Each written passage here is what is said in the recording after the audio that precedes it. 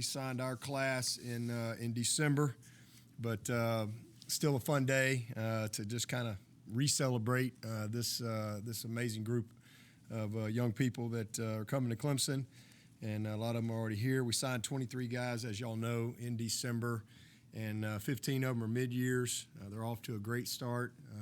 Just a lot of fun, knowing that these guys are here and will be part of spring practice and just kind of getting everything down right now. They're all eager. They're learning. So you spend all this time recruiting them, and now you're actually getting a chance to really start coaching them. So that part's been real exciting, and we'll end up adding probably three or four walk-on guys between now and summer, as well. So just a really good group, and as I always say, time will tell. Everybody wants to put rankings and all that stuff on these classes coming out of high school, which obviously that's all based on potential, what people think they can do, and as we all know, this is a developmental game. Garoppolo, I just saw in the Super Bowl, I think he was a 2-star recruit, and where'd he go? Eastern somewhere, Illinois or something like that.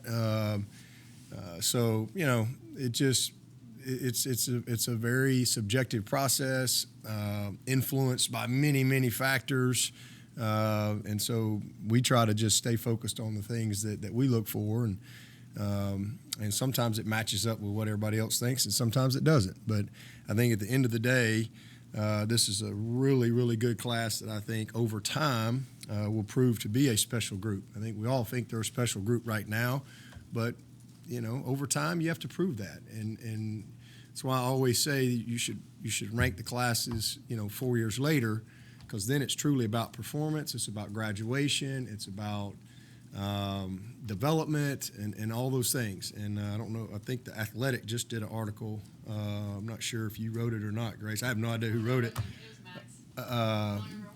Okay, well, whoever Max is, I don't know who Max is, but somebody sent it to me. I don't know who sent that article to me, but it was great. But basically, I guess they took the 2016 class. I think we were 11th, according to the article. And on the re-rank 4 years later, we were 1. So there you go. I just think, if you sign the 15th class today, just be excited about the class that you got and the guys that came to play for you. But that's just how I look at it. Again, I think that you got to go prove and earn that stuff over the course of time. But I love this group, and I do think they will prove to be one of the best groups we've had, and allow us to continue to be one of the most consistent programs in the country on and off the field. Because these are a bunch of really good students that are coming in here, and I think young people that are driven to be excellent in everything that they do. So in recruiting, it's always critical to fill your needs, and I think that we've done that for sure with the breakdown of this class. It's always hard to walk away from other great players. That's the hard part, because there's a lot of good, really good players that we could have come to Clemson, but we try to recruit to a number and just fill our needs. And I think we were able to do that for sure with these 23 guys. But what I love more about this group is I always say, let's recruit people first, players second. And I think we got a bunch of great young people that just happen to be good football players. And so that's what I'm excited about, especially going around and spending time with them and being around their families and so forth. But last year's class, we had 14 states represented. This year, 12 states. And Canada. And Tony and Grish went up to Canada, I guess last week. That's just really cool for me.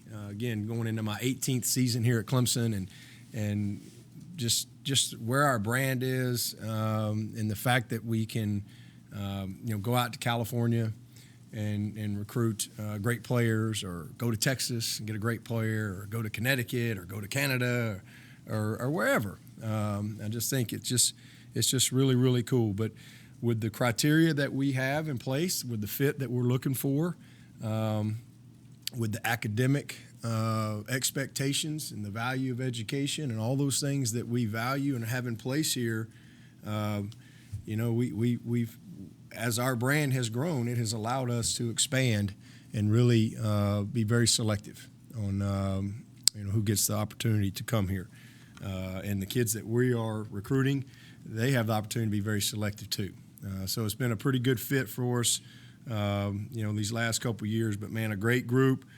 We signed 1 quarterback, as you know, 2 running backs, 6 offensive linemen, 1 tight end, 2 wideouts, 4 defensive linemen, 3 linebackers, 2 safeties, and 2 corners. And then soccer signed a kicker that we expect to be able to help us as well. So we're excited about all of that, and again, just very thankful. I don't think you can overstate that enough. Very thankful for this group of young men, this group of families that really came together. And a lot of these guys, they've formed great relationships already. So I'm just thankful for them that they chose to come and be a part of what we have here at Clemson. And really appreciative of our staff because they do an amazing job. And just spending the last 2 weeks on the road every day, going all over and seeing some of our summer enrollees that aren't here yet, but also seeing some of our top upcoming senior prospects and just the job that our staff has done in really with their due diligence, and it's just a lot of fun. So our staff's done an amazing job. Super proud of them, and really just can't wait to get started with this group, with this team, and the 15 mid-years that are here is going to be a lot of fun. We got a bunch of guys in that group that I think will have the potential to help us for sure, and so that's going to be a lot of fun. It's going to create a ton of competition this spring, and that's just the way it is. It doesn't matter what you did last year, whether you won a national championship or you went 3-9. It really doesn't matter.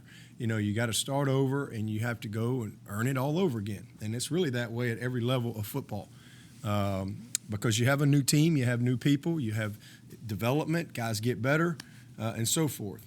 So I'm excited about it. And again, having those guys here is going to be awesome. And this roster is pretty much here. We've got, I guess, 8 mid-years, 8 summer enrollees that will come this summer to join the group. So, and we pretty much have the entire roster here this spring. So we're really fortunate in that because that allows us to practice in a very competitive way and develop our team. So I'm really looking forward to it. Right now, as our roster sits and everything kind of settles out, and I have no idea. Sometimes a guy will come to you, after spring ball or something, and tell you he's not going to come back, and those type of things. And I can never predict those things. Logan Rudolph's going to go. He's going to go be the new Rock. He's going to be in the movies. I didn't see that coming. Although if that's what he wants to do, you better watch out because he'll probably be the next action hero. I'm putting my money on him, that's for sure. So sometimes things happen and you just don't know, and you can't predict it. But where our roster sits right now, assuming everybody's back between now and the fall, of our 120, we're going to have 42 seniors and juniors and 78 freshmen and sophomores. So that right now is the breakdown. And again, that could change between now and August certainly, but that's where we sit as of today. So back-to-back years where I think we've got a young team, and that's reflective in our signing classes, because we signed a big class last year, and for us, another big class this year, signing 23. This next year's class will not be as big, but that's just kind of the cycle that we're in right now, and from a roster management standpoint. So we're ready to roll. We're going to take a little break. Coaches have been grinding really since we got back January the 14th, and I think we all passed out on the 15th, and we were right back at it on the 16th, and had been gone really every day, except for maybe a day on the weekend, recruiting and then back out. And so it's been a crazy last couple weeks, but a lot of fun, and exciting to get out and see a lot of people and meet people. But we're going to take a little break after we got a little celebration tonight, a little barbecue in our indoor facility. We'll have some fun with that, and with this signing class, and all the mid-years will be there. So we'll celebrate this group a little more formally tonight, and then we'll get back in here next Wednesday as a staff, and really crank it up. We got a lot to do from a quality control standpoint, and really studying ourselves and reinforcing the strengths, and attacking some of the weaknesses, some of the things that maybe we didn't do so well. Obviously, it's a lot good. It was a great year, and we were one of the best out there offensively, defensively, really across the board. And we got a good group coming back, but it's still a different team. And so, identifying what our expectations are for the spring, the goals and objectives for offense, defense, kicking game for spring practice as a group, but also positionally as a segment. So those will be things that we'll be really spending the next couple weeks on, and again looking at all of our data from the season, and then studying other people. Something that we spend a lot of time on the spring, doing, and just trying to get better, all of us. So our all-in drills, our mat drills, will start next Wednesday. That's always fun for us, kind of first time to kind of get back on the field with our guys and start doing some football movement stuff, and really start kind of building the makeup of this team. And we're going to start practice February 26th. So it's kind of become our norm. We're the last off, and I don't know if anybody's starting before that, but if we're not the first, we're one of the first, back on the field. And I love that. We're very blessed that we've been able to, have a lot of time to keep practicing and staying basically in football shape when you go all the way as far as we did. So turn the page. Let's get on the field. We got a lot of guys eager to get out there and get at it, and that's what we're going to do. And then our spring game will be April the 4th. Great group, and excellent, a fun day. I don't know if any of y'all are coming to the barbecue tonight, but we'll have a little more in-depth conversation about those guys. With that, I'll take your questions. Coach, what about two walk-ons today, Hunter Helms and Bubba McAtee? Yeah, I can't talk about the walk-ons today. I think I'll be able to. I think once we start spring practice, once they kind of get through all the application stuff that they got to go through, then I can formally talk about the guys that, like I said, there'll be 3 or 4 guys out there that we'll bring in this summer, but compliance said I could not formally talk about that today. So there you go. Coach, I'd like to get your first impressions of DJ, and obviously everybody knows about his arm talent, but many have characterized him as more of a Ben Roethlisberger type as far as his running ability, but Coach Streeter was telling me that his athleticism is really underrated. Does he fit what you like to do pretty well, just from a running quarterback? He can do anything. That's what they said about Trevor, too, when he came in. He apparently wasn't a guy that could run. I think that myth has gone out the window. DJ can do anything you want him to. I mean, he's fast and strong and powerful, and he's a very, very athletic guy. So there's nothing that we need him to do that he can't do.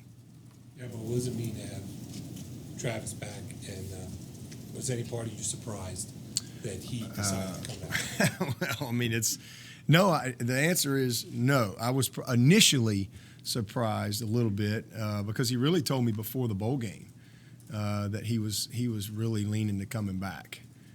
Because usually when I meet with these guys, and we have a ton of information, and Woody does a great job of really kind of managing all that and meeting with the scouts and getting the grades and really getting a detailed report on exactly where these guys are. Not all the .com stuff, but exactly where they are. And it's just very important. And so I just, when I meet with these guys, because sometimes, it's a waste of my time, so I always ask them, I'm like, before I ever even tell them anything, I'm like, what's your mindset right now? Because I've had some guys, it doesn't matter what I tell them. I mean, I could tell them, I've had some guys that I've told, you're not going to be drafted. And they'll look at you and say, I think I will. And they leave. So, okay. At the end of the day, they got to make the decision. And they have their mind made up.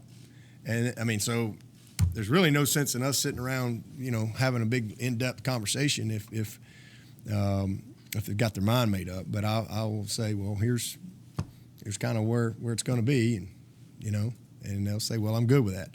And then sometimes you have guys that see the bigger picture, and some guys are patient, some guys are not patient. Everybody's motivated by different factors, and they have different dynamics in their lives, whatever. It's really unpredictable that way. But I usually ask them kind of where you are. And so when I sat down with Trav, that was the first thing I said. I said, I knew what his grade was. I knew what the comments were. And I said, tell me what you're thinking right now before we get into this. And he said, honestly? And I was like, yeah. He said, I'm thinking about coming back, Coach. And I went, really? So that surprised me a little bit, because I felt like he was probably going to be more, well, I really want to just kind of see what you got to say before I get into it. But he really was kind of leaning that way. And he and I said, well, why is that? And he told me why. And I said, okay, well, we got a conversation that we need to have then. Here's this information, and let's talk about it. And let's talk about what that means and so forth. But so I wasn't surprised after the bowl game that, he said, hey, I'm coming back. And he was pumped up to tell me, and he's enjoyed his time. And I think that for him, he got a second round grade. And I think for him, if he leaves here as a second rounder next year, I mean, he'll do cartwheels. But he's got his degree. He feels like he's a little more, ready. He feels complete. And I just think, leaving early for him as a second rounder, I think he felt a little incomplete. And so I think he's the best back in the country in this period. But obviously I'm pretty biased when it comes to that. But he's got a great future ahead of him, and I'm excited about the fact that he's back. He'll be a great leader. He's been awesome already. We got him for another, I don't know how long. We don't have not long. What, 9-10 months or so? Nine more months or so. But I do think that's got a chance to really, really pay off for him. So should be fun. It's nice to know he's back. I'd already given his number 9 away. Had about 10 people want his number 9. These old boys, man, they're vultures. Vultures around here with them numbers. So had a line of guys with 9. I'm like, yeah, not so fast. Had to find another number. How did he tell you? How did he tell me? Well, he called. He called me and Woody, and we were having a team meeting. I think it was that Friday. That Friday, we were having getting ready to start recruiting, and I like to kind of get a new team together and kind of give everybody some direction when you come off that last game, and because it's kind of limbo time. So we were getting ready for a weekend and our banquet and all that stuff, and so he called me before that and told me he was on his way back, and he took a day and about 2 days to really think about it and talk through it with his family, and so that's what I found out. He just called. Dabo, with the change in the recruiting signing dates to December and the success of the program going so further into the year, how much has that affected you guys as far as implementing your recruiting plans? It hasn't really changed anything for us, to be honest with you. I mean, if you guys that follow us, y'all know the great majority of our class has usually been committed in the summer, usually by August. So to be honest with you, most of our guys would sign in August if they were allowed to. So it really hasn't changed anything for us. The only thing that has changed is we actually take that day in December to, sign the guys. That's really the only thing, and that's been fun. Just kind of the last couple of years, it's just a part of what we do. But that part hasn't changed anything. You know, we don't do spring official visits. You know, a lot of people do those. That's a new rule that passed a couple of years ago. We've not done any. We don't do any spring official visits. You know, I just think that again, it's easy to take an official visit. It's a little more hard. It's a little harder to come on your own, and but you got to really be interested to come on your own. So it's just kind of been our philosophy. That's what we do. But it hasn't changed anything for us, with the exception of it's changed our January for the better, because you know our guys they've all signed, and so now instead of spending all of January, you know, riding around, you know, chasing. Cause a lot of our guys are mid-years too. You know, for whatever reason, that's kind of what happens in today's culture. So last year, I think we had 17 mid-years. This year, we got 15. So most of those guys would be signing anyway in here. So the opportunity those guys have to get it out of the way, it's been great. It's been great for us. It's been great for them. And so we still go see those guys in January that aren't here yet, but really it allows us to kind of get a head start in our evaluation for next year's class and start, you know, really working hard on that due diligence and zeroing in on next year's group. Yeah, what was your conversations with Chase? Ultimately, his decision to go to Duke and everything. Yeah, it was great. You know, we spent a lot of time talking together, and I, you know, I called David. We talked about what the options were, and what, you know, just making sure we get in the right situation, the right spot. I mean, I love Chase. He's been amazing, and to me, just, you know, as I've said many times, graduation should create opportunities and options for young people. It's just the way it is. And, you know, he's put the work in. And he came to Clemson. He achieved what he came here to do. And the fact that he's gotten his degrees created some other opportunities. It's like another senior, you know, moving on, whether they're moving on to a job or they're moving on to the NFL. And what he did on the field here has also created opportunity for himself. It's not like he's some slug that nobody knows. I mean, this guy can play. I think he's a pro, personally. I think he's a guy that's going to really have a great shot to play at the next level. I think we had the two best quarterbacks in the ACC on the same team last year. It's what I think. I think he's that good. And so, you know, I tried to give him some he was great, and especially how he handled it. Because I'm going to tell you, Chase, he prepared every single week as if he was the starter. And he was into every play. I mean, you know, Chase and I would talk a lot during games. And he was very in tune to the game, very in tune to Trevor. You know, he making suggestions, tell me what he sees, and he was almost like a coach, but he was very in tune to what's going on, and just such a selfless young man, so committed to his role, and so prepared to go win the game. And you know, he played. I think he probably played the most snaps of any backup in the country, where the starter didn't get hurt. I mean, so he's got a lot of tape, and a lot of opportunity to play and develop. I think that was important to me, for him to have that opportunity, because he deserved it. And you know, so you know, we never even talked about it. Never. First time, you know, I've assumed maybe it would be something he would consider, but he wouldn't even entertain the conversation, ever. He was just focused on what he was doing and this team and being a great teammate and being ready for his team. So, you know, he once the season was over, he called me when we got back, and we had a good talk about it. We met, and we talked about kind of some options and kind of what we were looking for and what he was looking for. And you know, I'm very, very happy that it worked out for him to go to Duke. And, you know, I called David. We had a great conversation. Coach Cutt's one of the best people I know. I mean, he's one of the top 2 or 3 people that I would call for anything.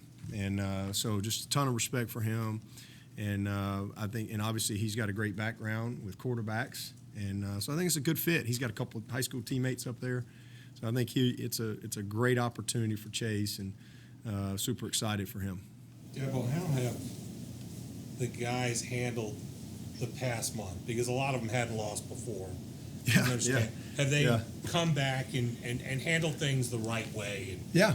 got focused the way you want them to get focused? Absolutely. I mean, listen. I mean, it's tough. I mean, it's a tough thing to lose. I was at the Super Bowl this weekend. I was really, really excited for the Chiefs and our guys, but man, I was really, really down for the other team because I've been on both sides, and oh man, it's tough. You put so much into it, and the season has to end. But you know what? I'd rather have to deal with that feeling than to never get there. And I like the fact that we were a ACC champion team, we were a Fiesta Bowl champion team, a playoff win, and a few plays away, and we got beat by a great team. And when you play in the games like that, you're going to play a great team. We're 6-3 in the playoff era in those games, and they're hard. They're hard to win, and you got to make the winning plays. And there were some winning plays that we didn't make that they made, so they won the game. And but our guys competed, man. Our preparation was unbelievable. I mean, just tremendous preparation, focus, commitment. I mean, I can't be more proud of our team. And so, it was a great year. But as you said, the great majority of our roster never lost a game, and so from that standpoint, it was something that I paid close attention to, especially with Trevor. I've never experienced a loss with him, but it was. He was amazing. How he handled it, how the team responded, and back to work. It was a gut punch. I mean, just for sure, and you're down for a couple of days, and especially with our profession and with what these kids are doing. We all come up short sometimes in life. We all have disappointment. We all fail according to the objective. But most of the time, that failure, that disappointment, is confined to a small group of people, or just your business that you have, or your family. But with what we do, it's in front of everybody. And you feel that pain, you feel that burden, because you want to get it done. So again, I've been on both sides of it, and I know the agony of it, and I know the joy of it. But it's all good. It's all good, and it's all part of life and the journey, and you got to love it all, man. You can't have fear of that type of stuff, and you just grow. You just grow. Either way, you grow. And that's a decision and a choice, how you respond to the win, how you respond to a tough loss. And our team has been amazing. The leadership's been great, and it's been good for me to be able to kind of see that because, again, so many of these guys, I was convinced we were never going to lose again, like ever, like 250 in a row and right off into the sunset. But we're probably not going to win the national championship every year. But hopefully we can be a team that's got a shot year in and year out. And if we can continually be a team that's got a shot, then, we'll have those years where we'll finish it. And it just takes so much to get there. So our guys have done a great job. Trevor was great. He was very disappointed. He was disappointed, but his leadership was tremendous. He went around the whole locker room, talking to his team and his teammates, and these guys have been great. So you know what? As a competitor, I have a great respect for the team that won, because they won it. And you shake your hand, their hand, you tip your hat, and you dust yourself off, and you get back up and you get back in the fight, and that's what we're gonna do. Man, it's over. It's over. So it's a new year. It's like I said, a new decade and a new journey. And for us, we're 3 weeks from today, we're back on the field, man, and we're going to start the process of building this 2020 team and getting ready for 6.5 months. We get back on the field, going to Atlanta. Our schedule's out. I can start kind of visualizing that a little bit, and again, most of our guys are here, so we can start really molding the team and see what we can do next year. Coach, you lose three of your top four safeties.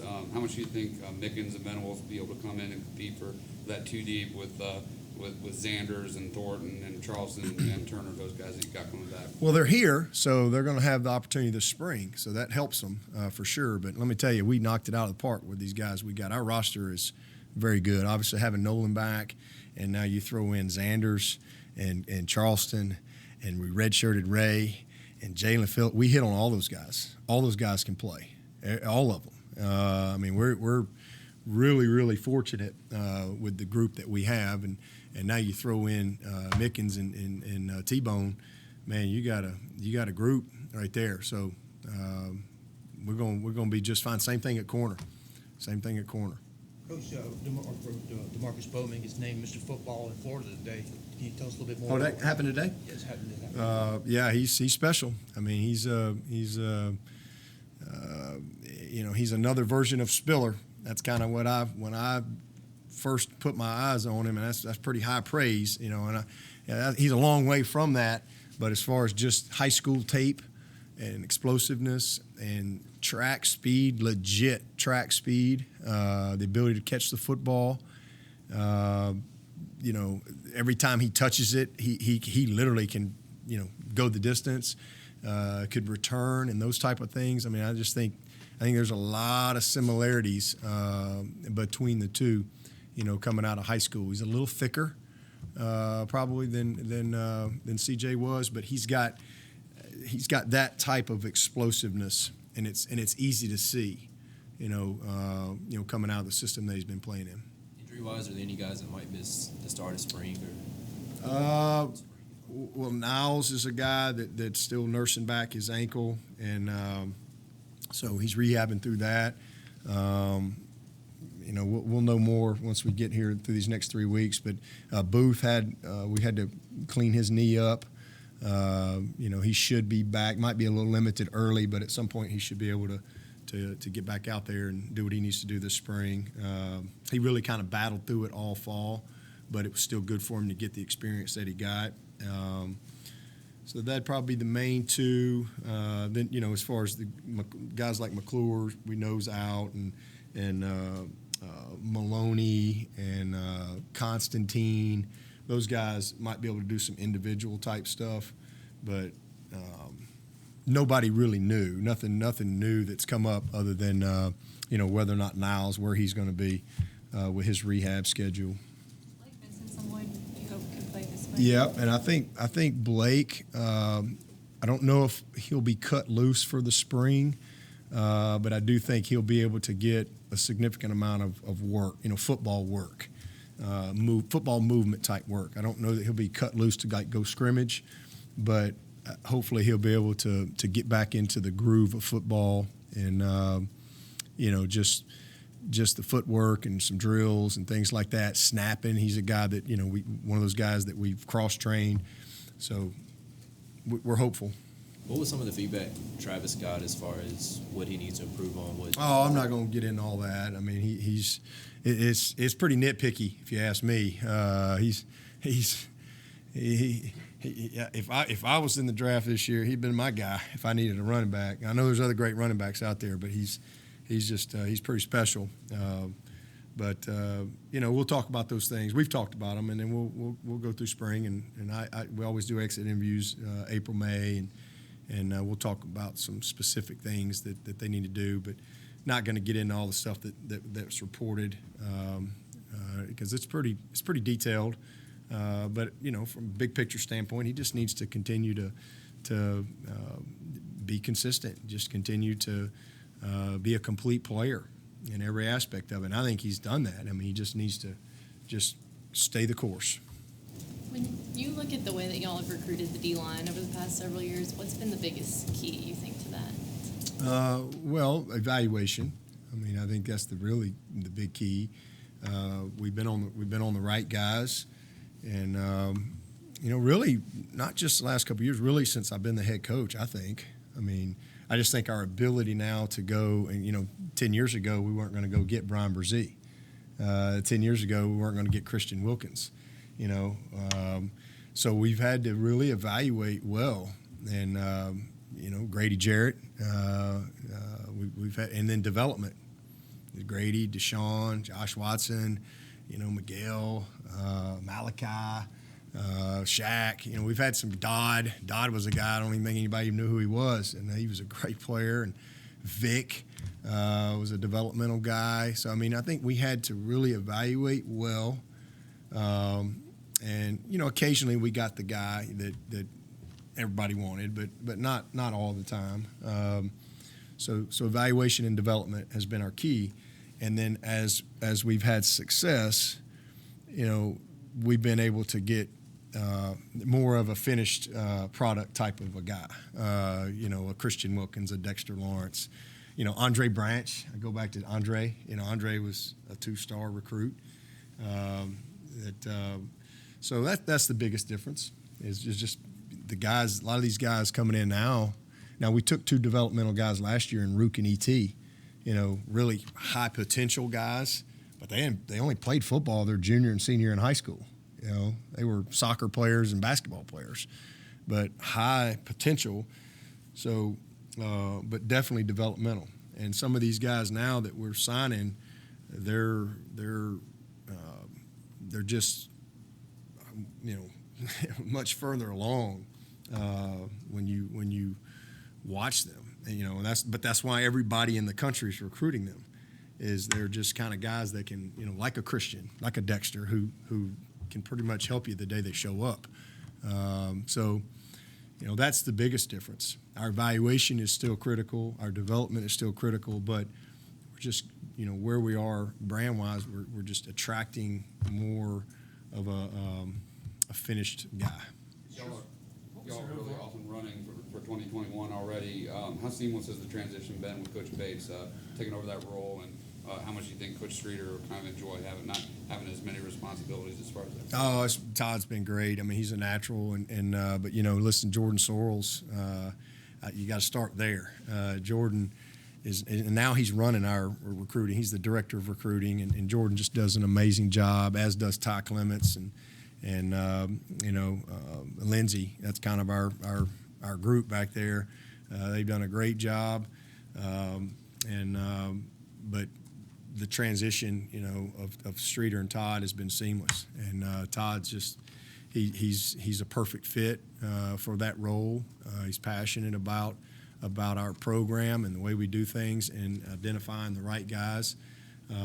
So it's been good. It's been really good. Off to a good start, and like I said, it won't be as big a class this year. We're going to probably be in that 15 to 18 range. Right now, again, the roster can change, but that's looks like where we're going to be. What was your overall evaluation of the receivers in the 2 playoff games? The receivers did fine. Made. I didn't think we played great against Ohio State. I didn't think we had some good moments. I thought we played a lot better against LSU, but we just missed some plays that were there. We just didn't make them. We just missed them for whatever reason. And but they did good. They did solid. You're playing elite guys, and a very small margin for error. And we had some good plays. It was a tough break on T at the end of the game. That's a play that a lot of times doesn't get called, and sometimes it does, and it was one of those sometimes. So you just live with it, But there was a lot. There was a lot more there. We didn't do a good job on 3rd down. Is the biggest thing. Probably should have been at least 5 of 11 on 3rd down. And if you're 5 of 11 on 3rd down, well, that's just the style. The game is different, the flow of the game. And even with that, we had a shot. It's a 3-point game in 3rd quarter, and you get that touchdown to T. It's 10-point game right there, and there's a lot can happen. But we just didn't quite put it. We just didn't have some of those winning plays that you got to make, and they did. They made them. They had plays where we were just you couldn't be in a better spot. Right here, and the ball's right here, and so you got to tip your hat and keep moving. But we missed some plays. Looking back, do you feel like you leaned on the running game enough to create maybe some of the more shorter 3rd down down in distances? No, we had a little bit of both. You know, I mean, we again, if we're more consistent on the third down, then there would have been more there. And then all of a sudden, you get in the fourth quarter, and the spread is different, and you know, probably got away from some of the base things that we do. But I don't have any regrets. I have none, zero. Just wish we could have found a way to get it done. Dad, when you talk about those ready-made D-line guys, what about Trey Williams and what you've seen him since he's got here? Yeah, he's y'all gonna love Trey. I don't know how many of y'all know him, but y'all will love him. Clemson people are gonna love him. I was up with his family in D.C. last week. His mom came in, and he's got his because he's been living with a host mom and dad, but they're all family and friends, and because he's from Connecticut, goes to school in D.C. At a great school up there. So awesome support group. But we just had the best time last week having dinner and hanging out. And he's got a big personality. He's a very self-aware kid, very smart, and a dynamic type player. I mean, he's got a little bit of a Christian Wilkins type of personality in that he's kind of a natural leader and things like that. But he's coming off of surgery and he's getting better. He's still got a little ways, but by summer he should be able to be cut loose full speed. But I think he's a guy that could play the nose. He could play the three technique. He can do a little bit of it all. He's got a good high football, IQ, and going to be an exciting young player. You mentioned Logan. Did he before kind of express his interest in being an actor? No. I guess he expressed it with all of his videos that he makes and his alternate personalities and Coach Stiff and all that. No, that one really kind of caught me off guard. I mean, he's got 2 years of eligibility left, and he's a really good player. I mean, he's just a gritty, tough, hard-nosed player, and had a good year. But no, he just called and just said, that something he's been thinking about, and he just said, he had a blast this year. He had a lot of fun. He's got his degree, and he's kind of beat up. He's pretty beat up, and he just, he's an undersized guy at his position, so it takes a little bit of a toll. And he's an all-in guy. I mean, there's just one speed with him. In everything he does, it's just one gear, and I think for him, and again, self-awareness, and I think knowing that he had his degree and looking ahead, and his mindset was like, maybe I get into a practice squad situation, and that's not really what he's driven by, and he's like, I really want to move to Los Angeles and pursue an acting career, and I'm like, really? Well, that's a first. I hadn't gotten that one before. So we talked about it and had a great conversation. And I just told him, don't forget me when he gets famous. And, I said, a lot of times I played against, I guess, The Rock. I don't know if he played. I think he was maybe a red shirt or something when I was playing. But, you get that a lot. He played D-line at Miami. And so I told him, I was like, that's what everybody's going to be saying. Yeah, man, I played D-line with that guy. Or he played D-line at Clemson 20 years from now, when he's some action hero, or maybe he'll wrestle first. He'd probably be good at that too. But he's going to be successful. If that's what he wants to do, that guy right there will find a way because that's his DNA. That's how he's wired. Reached out to his dad because but I think they might have been a little surprised too, But it's just what he wants to do, and but again, that's what education and graduation should do, And this is something he just felt like I know I want to go do this, and I'm ready to go do it. There's really nothing holding me back. I've got my degree. I've had a great experience. I feel good about what he's accomplished, which is a lot. I mean, he started in the national championship game as a redshirt sophomore, so. Excited for him, and we'll see what happens. So I tried to get him in touch with Jock McKissick, and he had already talked to Jock McKissick because I was like, well, let's touch base with Jock. Jock's Mr. Hollywood out there. He's done a lot of movies and different things, and he had actually already connected with him. And so I'm like, well, okay, well, there you go. That's my extension of Hollywood right there, Jock McKissick. I've got to expand my list. I don't know anybody. All right, thank you. All right, Thank you. appreciate it. See y'all in 3 weeks.